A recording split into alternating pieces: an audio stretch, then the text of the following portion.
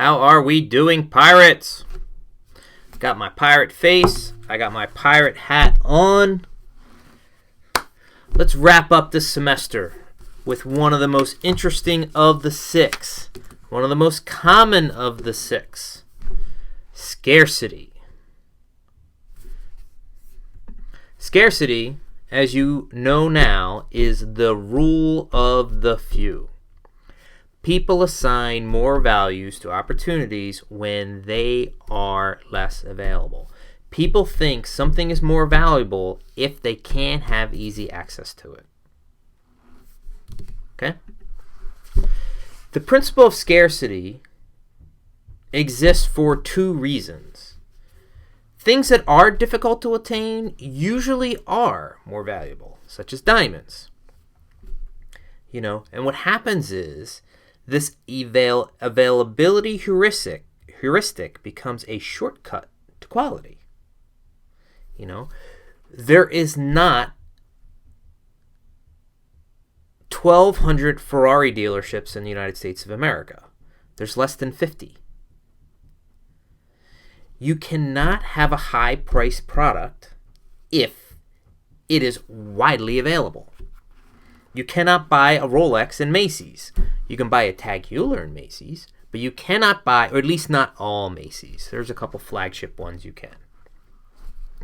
But the normal run-of-the-mill Macy's that's in the end of a mall, no. You cannot. The second component is when things become less accessible, we lose freedoms. And especially individualistic cultures like the United States, we do not like to lose freedoms. It's called psychological reactance theory. When all of a sudden, when there's something that we really don't care about, but we see that it's going to disappear forever. Just this week, we saw that Tab is going to disappear forever, and people are going to freak out about Tab, even though it's got less than 0.5% market share in the soft, bubbly diet drink marketplace. What happens is scarcity, and the principle behind scarcity comes from this guy in this book. Daniel Kahneman and his co-author Amos Tversky wrote the paper that earned him the Nobel Prize. And it's not him and him because unfortunately Tversky had already died from cancer by the time the Nobel Prize nomination came up. Okay? We do not like losses. We hold losses in higher regard than gains. When we're happy, we're happy. But when something is a negative effect, it lasts longer. It has higher impact. So this idea of scarcity and having something taken away, like all the topic talks we're going to talk about with toilet paper, all of a sudden we can't get toilet paper and we freak out. This is this principle with loss aversion, which is the Nobel Prize winning aspect of this, that I really don't think that he gets into it that much. Where's my book, by the way? Oh, it's here. It fell. I don't think he uses the word loss aversion the way Kahneman and Tversky used it in their paper, even though the Kahneman and Tversky paper, something. I'm going to check. Let me hit pause for a second because I can hit pause. No, that is a significant oversight by Professor Cialdini, especially since this is the 4th edition. The 5th edition, some of you have the 5th edition, so you can check. This is the 4th edition that I have all marked up. But even in the 4th edition, by here, this is in the 90s, 2001. By 2001, he had, actually, that's when he won the Nobel Prize, was I think 2000 or 2001. I don't know. All right. This is what you've been all waiting for. Ranking the weapons of influence. In fact, 2 of you asked me this particular question with regards to the scarcity module. So here's how I would rank them. I think reciprocity is 1 and scarcity is 2. And by far, these are 1, 2. With then social proof and authority short thereafter. I have commitment and consistency and liking further down the chain. And the reason why I have commitment, consistency, and liking further down the chain is you need time to show commitment and consistency. You need time to build your preferences and liking and relationships. Reciprocity you can do relatively quickly. You can imbue the effect of reciprocity relatively quickly. You can imbue the effect of scarcity relatively quickly. You can show the effect of social proof relatively quickly. Authority is an effect that you can do relatively quickly. You can't do commitment and consistency quickly. You can't do liking quickly. But you certainly can do scarcity quickly. You certainly can show a social proof quickly. You certainly can have an appeal to authority quickly. You certainly could do reciprocal things quickly. All right. Now, I'm still going to answer all your questions, okay, because there are some very good questions here. At the same time, I'm somewhat delirious, and I really don't think this class ever ends. You know I'm not going away. You can always find me, email, Twitter, LinkedIn. But in my head, this class will never go away. Because these tools, in your working career, you should use them all the time. So let's talk about a reading list. This was the book for class, right? This I made you do for your reflection paper. Now, Cialdini has two other books. Small is the new big, or small big, okay? This one's okay. I'm going to ask you to read other ones first. This one's called Persuasion, okay? This is very much in the spirit of these two, and I'd rather have you read these two first. So let's talk about these two. Nudge and Thaler, he just won the Nobel Prize. Is this N. Cass Sunstein, but Thaler's really the dude. This is a spectacular book. This is the next book you read. Or Predictably Irrational, Dan Ariely. This is the next book you read. Or Contagious, Jonah Berger. This is the next book you read. You know, I forgot to bring The Power of Habit up here. You can hold off on that one. I like that book, but not with regards to this class and this topic. This is the Mac Daddy of them all. This is like 700 pages. This is not an easy book to pick up. I picked this book up and I could not get through it. And look, this is me here. You know, this is my literature. I eventually got the audiobook version of it and listened to it, and then went back and then took notes and made all kinds of photocopies and did this, and I got it. But this was a ton of work. I don't know if you have that much time on your hands. Instead, I would tell you to go here or here. Some other classics, can't forget. These are very easy. Getting to Yes and Getting Past No. This is very much in the same worldview of these books, but these are theory light, where, you know, this and this are theory strong. I mean, this guy won the Nobel Prize. I don't know if he's going to win the Nobel Prize, but this guy's a genius. And I also talk to my undergrads that I call them the Holy Trinity. This book, and of course, this book is the Holy Trinity. And don't laugh at me. This is really, really light reading stuff. Good classics. A lot of people read these. This is the one everybody read too. And I'm okay with this book. There's not one lick of theory here. But Mr. Carnegie here knew he had a couple of these persuasion techniques written down here, and they're buried. But you will find them. I could have asked you to have done a reflection paper here.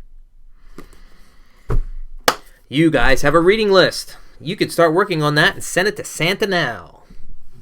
All right. Or your significant other to put it under your holiday wish list. All our holidays. Okay. Let's do some questions. And let's blow this up a little bit. Let me make sure I'm still recording. Yes, I am. So, scarcity questions. People fear that they are missing out. Questions for Dr. Dano. Let's go through these. I have a feeling that a lot of us in class drink Starbucks. We've had a consistent number of Starbucks topic talks throughout the semester. I think there's no less than 3 here in this week's scarcity / FOMO topic talks.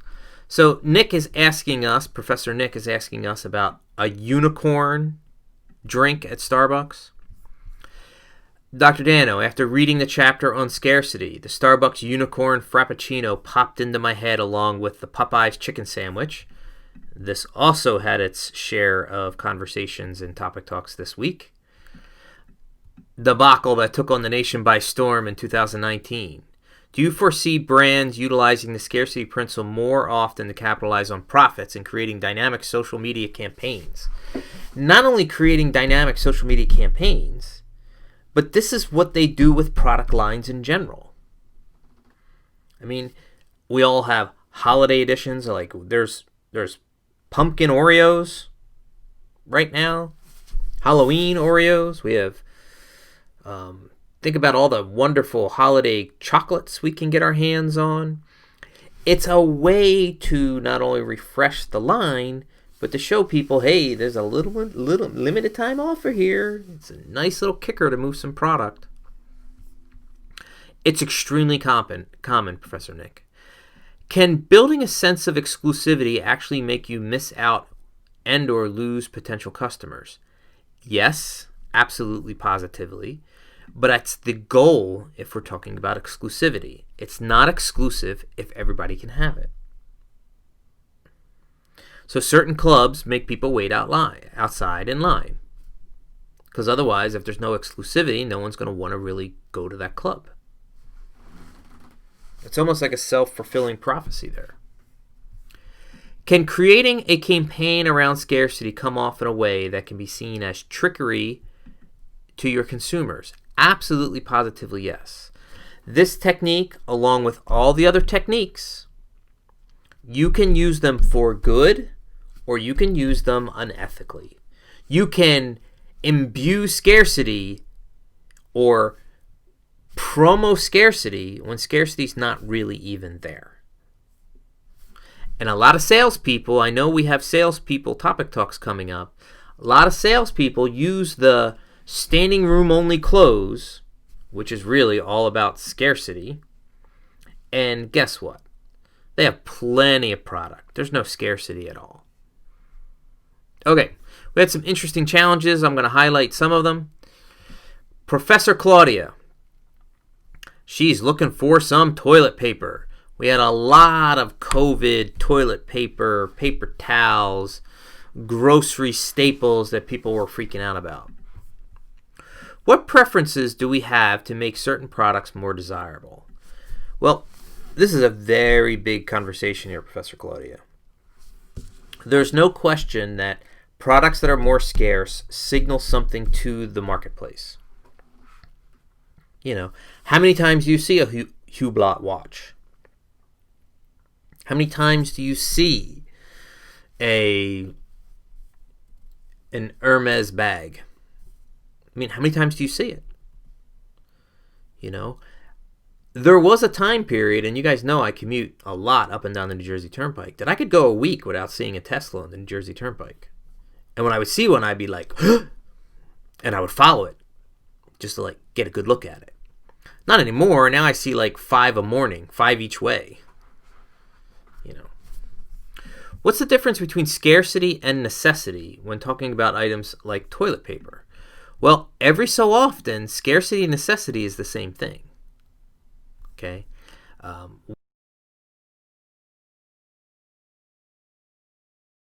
It's close as you can get to a necessity without being ultimately a necessity. But when a necessity, like electricity, becomes scarce, we got problems. When a necessity, like natural gas, becomes scarce, we got problems. Oil, we got problems. Things go crazy. I have a lot of family members in Puerto Rico. My one set of family, they went 100 days without power. 100 days. They had generators. They used a lot of diesel. But for the first 3 weeks, getting diesel was really, really hard in itself to be able to run the generators. All right, we have Professor Danielle. And she's looking for Clorox wipes during the pandemic. Are those that are aware that the scarcity principles at play forced to succumb to it in order to compete with the rest of society? Well, the proverbial keeping up with the Joneses, well, if they think they have to play in that game and they think that that game is their quote-unquote social circle, then yes. Then yes. Is it irrational to stockpile vast amounts of toilet paper? Yes, it is. But we're forced to follow suit in order to ensure that we have enough to satisfy our basic needs? I mean, it's crazy. People did stockpile toilet paper and paper towels and anything else they could possibly stockpile. And remember, too, the other factors of play was it was hard to get to a grocery store. You were afraid to go to the store. It wasn't all that long ago that you were like, okay, I'm not going to the store. I'm not going to the store. When in your life have you ever said that? That I'm not going to the store? You know? All right, we have Professor Maddie here. The thrill of the chase. This is a very interesting concept that underlies the scarcity principle, and I'm very thankful that Professor Maddie brought this up. Especially in auctions and bidding auctions, we have Doug that's going to have to talk about a very interesting auction in a couple topic talks from now. But that thrill of the chase also fuels, okay, I'm all in now. I can't stop thinking about it. I'm going to buy this no matter what. Are there other ways to overcome scarcity other than just questioning how it feels? Yeah, look at your bank account. Because a lot of the scarce stuff is pretty expensive. Some people may not be able to calm themselves down in every instance in order to think clearly and not buy something expensive just because it's the last one. You could very simply make sure that every time you're buying something over a certain price, that you must have a conversation with someone before you do it. In other words, every purchase over a certain number needs to be a tandem decision. You need a wingman. Could be your significant other, could be your sister, brother, mom, dad, someone you really trust. Have a conversation with someone else. Okay, I forgot to center some of these. Here we have Professor Anthony, who's totally into Supreme. Just kidding, he's not into Supreme. But Supreme is a fashion brand, just like many other fashion brands, that they do limited runs of their lines, so therefore they're always somewhat scarce. Professor Caitlin gave us another COVID-related topic talk that even frozen foods, the supply chain got caught. And we were having a hard time getting some of our frozen foods like the Green Giant.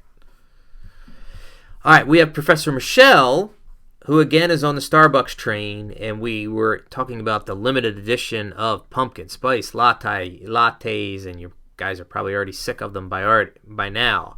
Speaking of the sequel, we have Professor Wynn here talking about pumpkin spice latte, the sequel, not part of the MCU. And Professor Wynn asks, competition also increases scarcity. So, do you think Dunkin' Donuts pushes their holiday drinks out, only increasing the value of Starbucks holiday drinks? Do you think they're purposely selling out of ingredients in hopes to encourage people to come back in the future. Now, this has an easy answer. At the price points of Starbucks and at the price points of Dunkin' Donuts, no one wants to sell out because we're talking about small margin products that's all about volume. The Dunkin' Donuts of the world, the Popeyes of the world, the McDonald's of the world, the Starbucks of the world, they leave money on the table if they don't have enough inventory. These companies do limited runs, but they never want to run out of inventory. They never want to run out of inventory because there's not enough margin there for them really to make up for it if they don't sell enough. So competition, I don't know if it increases scarcity because we could switch off. I mean, there are some loyal Starbucks people. There's some loyal Dunkin' Donuts people. But in other parts of the country, you can go get a Tim Hortons. You could switch off. At lower price points, competition, I don't know if it increases scarcity or not. I'm not sure about that. All right, we have Professor Mike here, who's playing card games that are interesting. I like this quote that was towards the end of Mike's topic talk.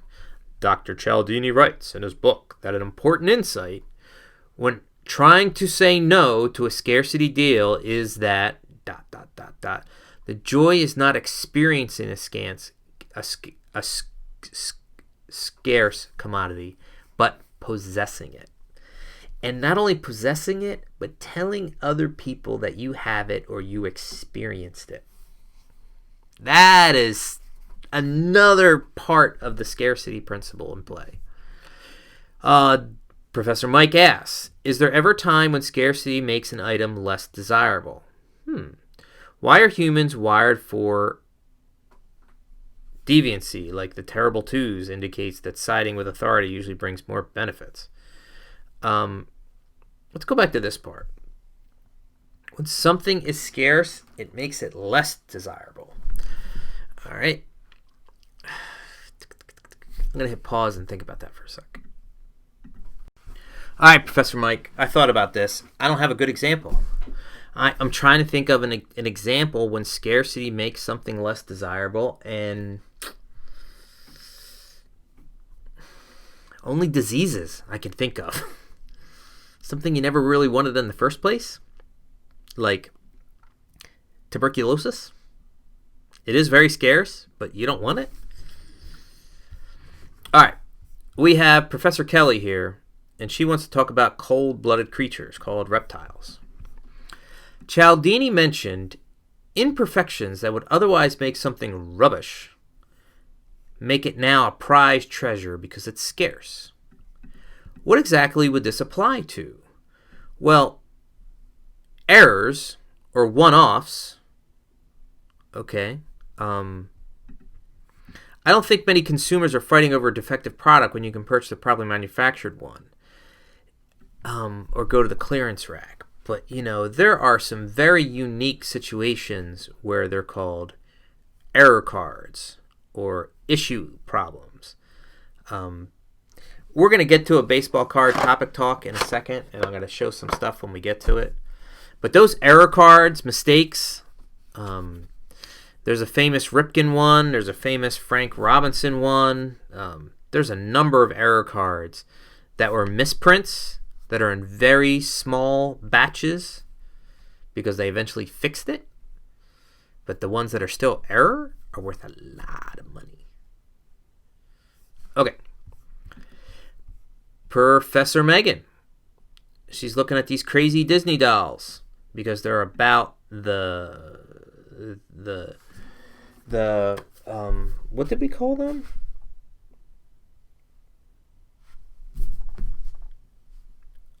Why am I drawing a blank here? They're not princesses. They're like the evil princess women. Like Hades. Are there any rules in advertising that prevent companies from lying? Yes. Absolutely, positively, yes. The FTC regulates this. It's called the Truth in Advertising. You really can't outright lie. You're allowed to have an opinion about things, which is why political advertising is so whack. But you can't lie about the specifics of a product that is being sold to consumers. Such as, there's only, in the case of these Disney dolls, some of them were like 4,000, some of them were 5,000, some of them were 3,000, 3,500. These 5 different Disney dolls. Disney does a lot of limited run stuff, by the way. The Disney collectible market is strong. Go to eBay. Do sales qualify as scarcity when they happen for a set period of time, even though we all know the same discounts are going to be advertised again and again? Well, they do run out of inventory at that particular availability with scarcity, because we know that, all the stores play the game of, okay, the jeans are $90 at the beginning of the season, then they're discounted down to $69, and then at the beginning of the summer, before people are going to stop wearing jeans and start buying more shorts, you might be able to pick up that pair of jeans for like $39, $45, because there's no more sets of jeans in the inventory, and they want to get that stuff off the racks because they want to put other clothes in that spot. That's where, over time, yes, the deal, because of the limited amount of inventory still in the chain. Okay.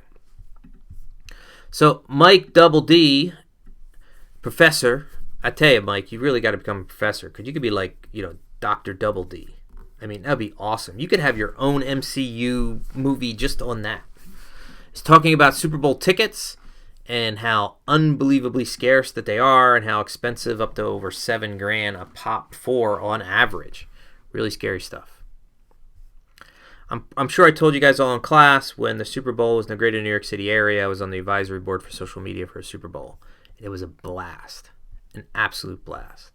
Speaking of interesting scarcity stuff, we have Professor Tim talking about Kanye and Yeezys, because my generation, we collected baseball cards. The current generation, they collect sneakers, and they go to StockX for not only trading, but also seeing how much a pair of Yeezys, and which Yeezys they are, and how much they're worth. Kanye's Yeezy brand seems to be an outlier when it comes to this method. No, it doesn't. Not really. It does the same exact thing as anything else it does with scarcity. There's a limited run. There's a limited model. It's hard to get them. There's not that many of them. And they're very high priced. And there's an aftermarket thing to them. Do you think that it's financially smart to underproduce and use the scarcity tactic if there's not much capital backing the product or the brand? Well, yes, if it's a long-term play.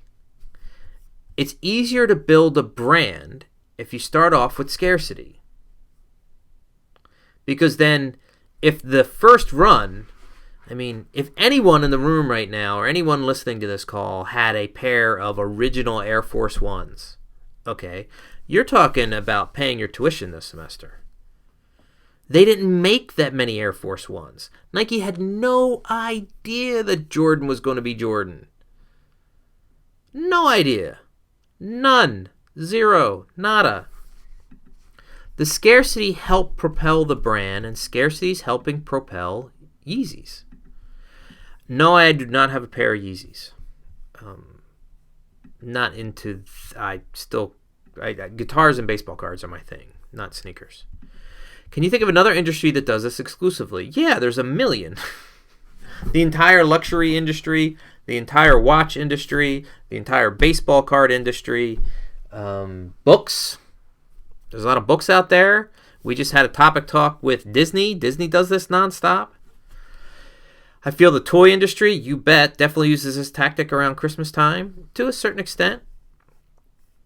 The toy industry doesn't like it. They like the PR side of it, but they do not like leaving money on the table. They'd rather have a tiny bit of scarcity and everybody be able to buy than a lot of scarcity and a lot less people to buy that really want to buy. All right, Professor John. He's asking about the housing market in New Jersey, which in North Jersey, the housing market's even more cuckoo than the South Jersey. And you have to understand that during COVID, I would have never figured this, but, yes, it happened.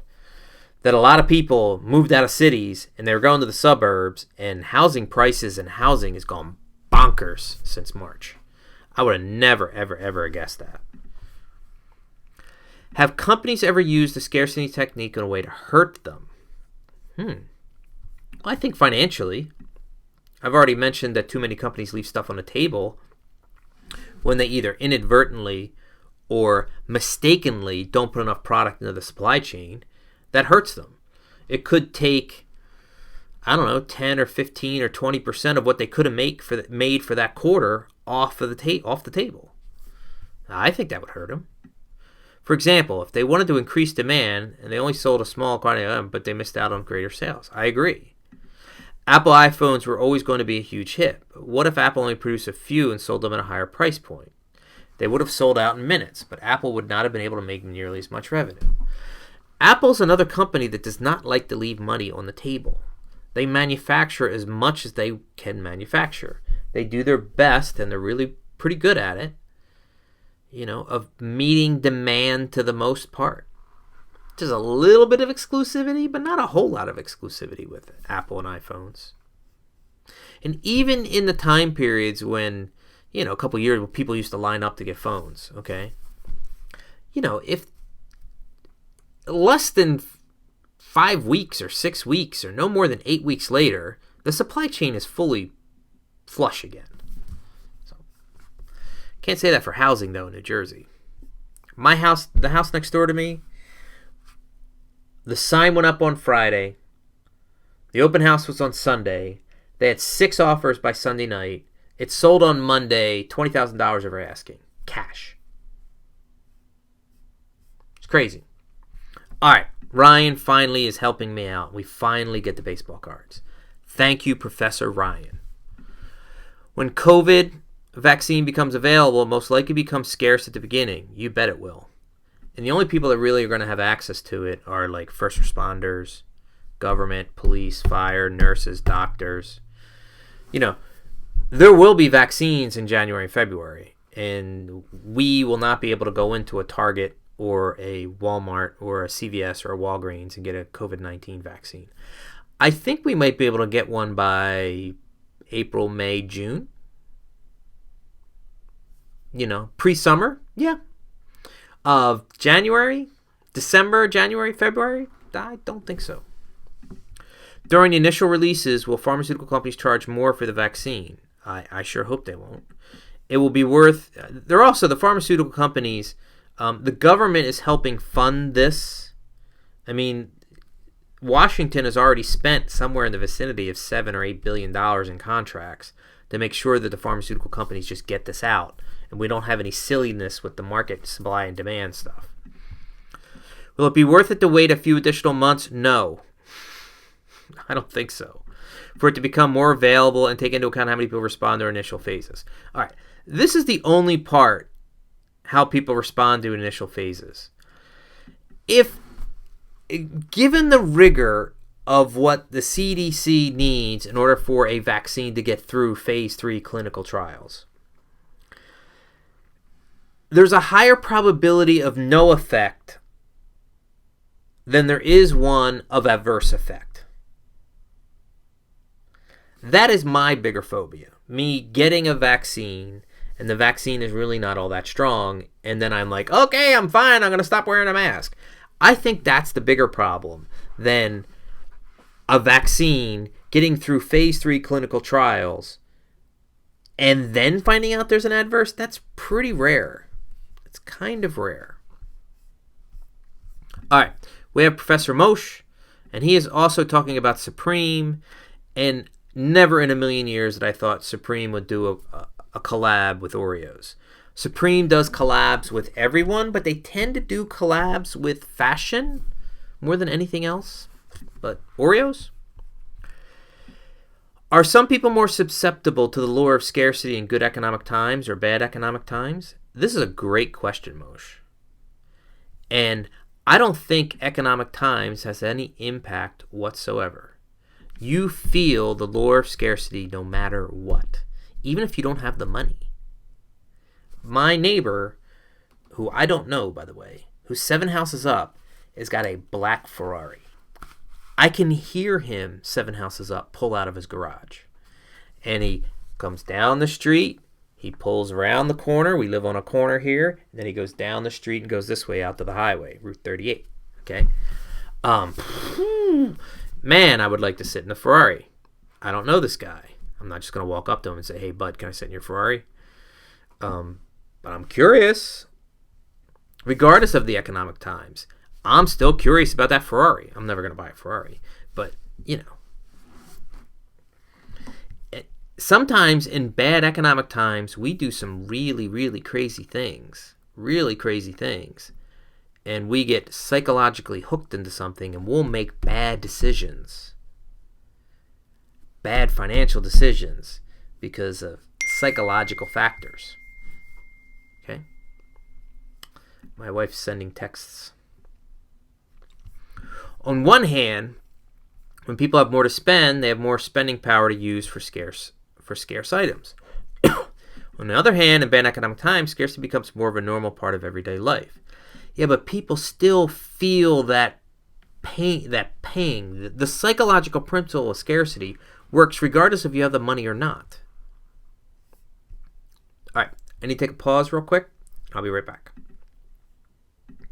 All right, folks, I'm back. It was a longer break than I thought. I had to pick my son up. You can see the time change up here. I had to pick up my son, and they weren't done with their thing, and the dad said, hey, guess what I got? I found a new beer. I'm like, sure, okay. And some of you are from PA suburbs, because I know you're from PA suburbs. Yuengling Hershey's. We've been talking about this the whole time. We've been talking about limited editions. A Yuengling chocolate Hershey's chocolate bar beer. It was fantastic. I mean, whoa. It was really good. There's an example. Now, I forgot, I can't believe I got off track, that Ryan, I thank Ryan for doing baseball cards, and then I didn't even go there. So, I just had to, I didn't grab anything. I had to grab stuff quick. Let's see, what do I have real quick? Anything interesting here? These are all graded. There's an 81 Nolan Ryan, another Nolan Ryan. There's a rookie Cal Ripken, rookie Ozzie Smith, rookie Gary Carter. Let's see, what else do I got here?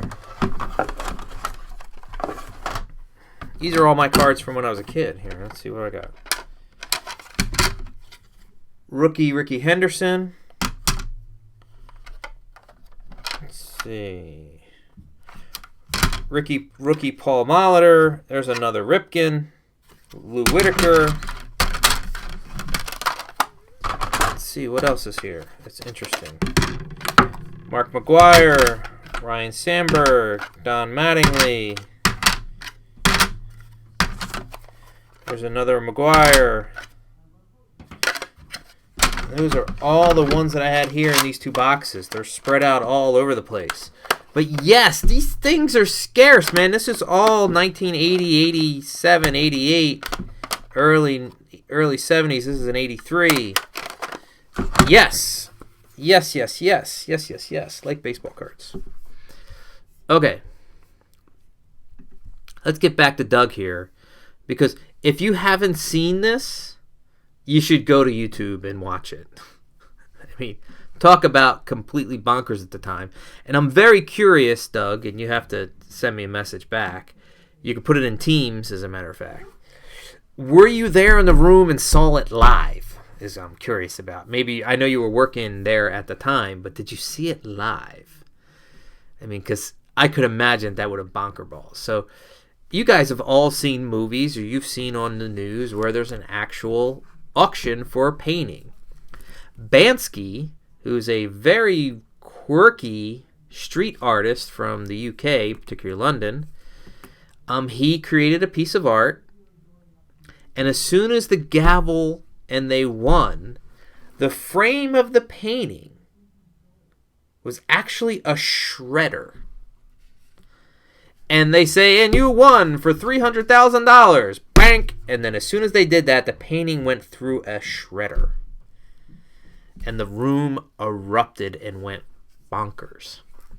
Now, the funny thing is we talk about scarcity and we're talking about the art and art being scarce, but he even uses scarcity to hide his identity because no one knows who this guy is.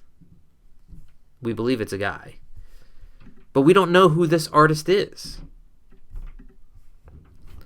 Have you ever participated in an auction and found yourself bidding situation that defied logic? Yes. And I'm very lucky I never won any of them. Guitars, baseball cards, silly stuff with fundraisers with the kids. Thank God I didn't win any of them. If so, and you won, did you feel buyer's remorse? You will always feel buyer's remorse because the thrill of the chase fuels fuels you to participate, but then afterwards, there is a lot of PhD papers out there. There's a couple books. There's a number of articles, particularly in the 2000, 2001, 2004 to 2008 range, when the academics started catching up with the internet and the internet world and all this auction behavior that was happening. This is a very, very interesting topic all around. There is a Netflix documentary on Bansky, if you guys are really into that. Okay, Edwin, professor, talking about digital skins. And yes, Riot Games and a lot of these gaming companies, they do limited edition digital things that by definition, because it's digital, there's no way it can be limited. But yes, they offer limited edition skins for your avatars when you're playing. And guess what? I can't believe this works, but it does. What's the strangest thing you've ever heard of that was highly valued due to its scarcity? Strangest thing? Well, there's stuff that I didn't realize or understand why it was scarce or not scarce. I mean, I went to a lot of crazy stores when I was in China. I have no idea what these herbs or mushrooms or roots were, but they were very expensive, they were very rare, and they were very scarce. I didn't know what they were, but people were paying for them. There's this other thing in China that's very popular, and I can't think of the name of the brand name at the moment, but it's basically donkey gelatin, like these kind of cubes. You gotta have to boil it, make a tea or a broth. It's for when you're sick, or it gives you all kinds of properties of health. It's very expensive. I mean, a brick of it like this, like basically the size of a Hershey's jumbo chocolate bar. Speaking of Hershey's, it's probably about $250. I just don't know what it is. Would it be fair to say that profits generated from arbitrage are actually profits derived from taking advantage of the scarcity of your item? You know, that's interesting, Edwin. Because arbitrage is when you find a gain in the marketplace. Okay? Does that mean there's actually scarcity there happening, or you have asymmetric information and you can see something, or you have knowledge that someone else doesn't have? I guess that knowledge is scarce. I don't know if arbitrage, though, is really scarcity, though. That's probably a research question. We would have to dig for that a little bit more. Okay, we have Professor Victoria and her topic talk. I always wondered this to myself. You know, all these internet vacation hotels, flights. There's only one room left. There's only one seat left on the plane. Oh my God, do you feel that? But is it really, really true? And there's a lot less than 32 days until the election. We're getting there. Victoria turned her topic talk in very early. Professor Sam, I would like to see Nikes, but Sammy Nikes. He talked about that in his topic talk, but he was really talking about Kobe Nikes. It was just a small comment, but I thought it was interesting. Us in class would all be in line to buy Nike, Sammy Nikes. Professor Sammy, Dr. Sammy, SW Nikes. Question for Dr. Dano.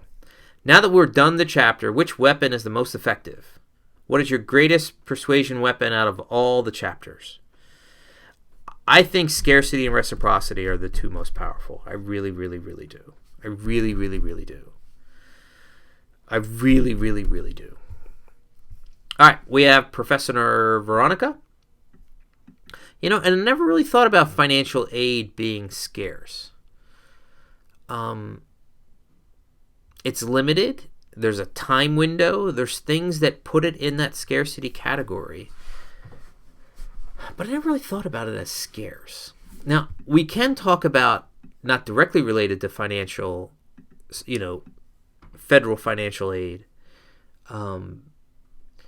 but there are inner city, and there's been a lot of documentaries in the New York school system. There's a lottery for the top schools, and there are less seats than students who deserve to be in the top schools. So there's a lottery, and it's really scary. It's really, really scary how you missing out on high school via lottery, even though you have the intelligence, can impact the rest of your life as much as it does. Okay. We have Professor Jenna. Get a gun and vote. Okay. There was a couple of us that tried to use a penalty to get us to vote. I would enact the law requiring every adult citizen to vote under the penalty of 6 months in jail and a $200 fine. This relates directly to the case in Kennesaw, Georgia, where they require every resident to have a gun. This most likely work because it calls an individual to act at favor and lose freedoms in line if they do not. Now, this is a discussion of this book. Okay, this would be a nudge to get people to behave in a certain way. Now, this is a penalized nudge as opposed to a proactive nudge. I'm going to talk about my vote challenge now. Right. I am in the worldview of Jenna. Now, I wouldn't require every adult citizen to vote under the penalty of 6 months in jail. I would say, if you decide to vote, I will give you a benefit. It's still up to you not to vote. And there's no penalty for not voting. But I would like to nudge you in a certain direction. So much so, the nudge would be a significant federal tax discount. Like a $1,000 credit. Or what is it for kids? If you have a kid, $2,000? $2,000. $2,000 credit on your federal taxes if you vote. Sounds kind of high. That would really work, though, wouldn't it? Wouldn't it? And if you decide to vote, you get your $2,000 credit. If you do not decide to vote, hey, that's up to you, but you don't get your credit. How's that? Pretty cool. Professor Zach, Black Friday. Black Friday is definitely all about scarcity. Now that stores are open, do you think they will remain open for Black Friday this year because of COVID-19? Oh my God, this is a fascinating topic. Normally, stores and retail and the supply chain are planning for Black Friday like 5 months in advance. Now, because of COVID and things were all messed up in stores and limited in lines and people, I think Black Friday is going to be a digital event this year. I really do. I think it's more going to be about digital sales than it's going to be about in-person sales. I would be surprised if we see the traditional Friday, Black Friday, people waiting in line and there being fights and busting through. I don't think anybody's going to do that because of COVID. All right, we have Professor Nadia here. She brought up the Popeyes Cajun chicken. It's a very good sandwich. I've had a couple myself. There's a Popeyes not that far from my house. It's a very good sandwich. I think I still like Chick-fil-A better, but it's a very good sandwich.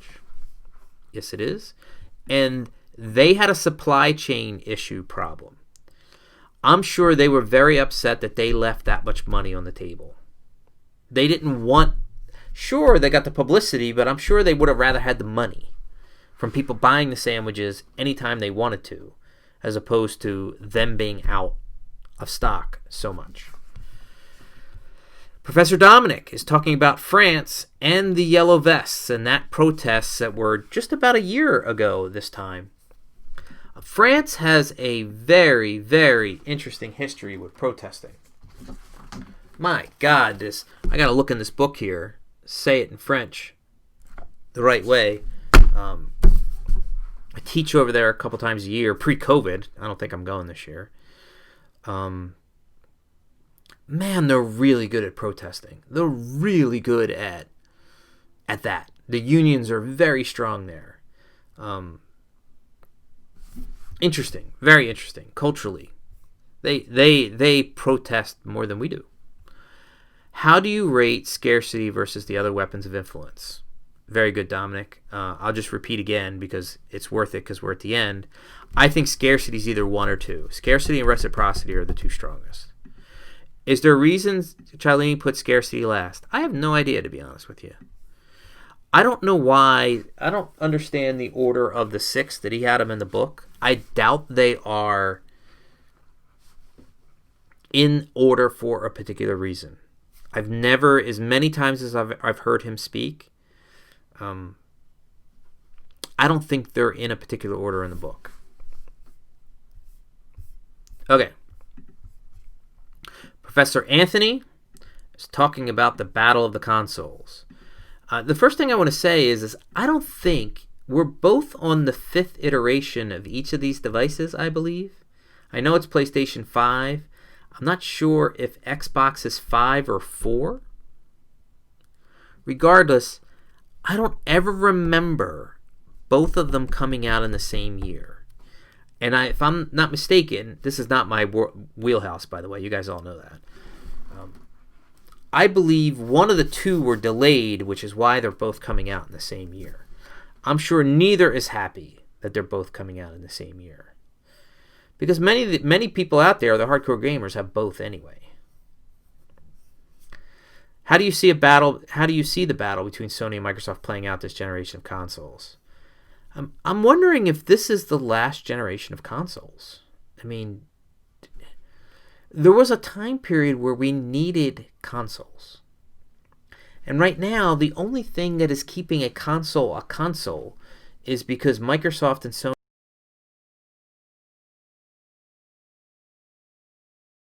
that they're calling it a console. Because the phones, some of these are faster. And the computers are way faster. I mean, you never see the professional esports games and they're playing with an actual Microsoft computer, Microsoft Xbox, and a Sony PlayStation. They might use the controller, but they're playing it in a gaming computer with much better chips and much better RAM and much better cooling and much better everything. So only Sony and Microsoft are keeping this alive. Because both Sony and Microsoft could actually make a real computer with the guts of what an Xbox is and a PlayStation is. So I can't... what I can say, though, is because we're spending so much time at home, though, I see both of these going bonker balls. I mean, we saw Switch go crazy during the pandemic because everybody's going to be home, so everybody grabbed one, and then there were scarcity on those. Do you think the demand from consumers will be met with appropriate supply? No, I think the demand for both products is going to be way higher than the supply. They're doing this during a holiday season, and they're doing this during a pandemic where most kids and a lot of people are home a lot more than we ever expected us to be home. Okay. Professor Sarah talked about putting toys behind plexiglass, making them look a little more exclusive. Yes, that was an example in the text, and it was also a topic talk. And we have Professor Frank, coming up with food and climate change. Now, we really could have a whole class on this, Professor Frank. We really could. You want to talk about reactants. I mean, can you imagine if food really became scarce? How bonkers we would all go because we've done it to ourselves because of climate change? Can you imagine what impact that would have on the economy and the government and how we, toilet paper? Yeah, now we have memes about toilet paper. But can you imagine if food was really, really scarce? Ooh.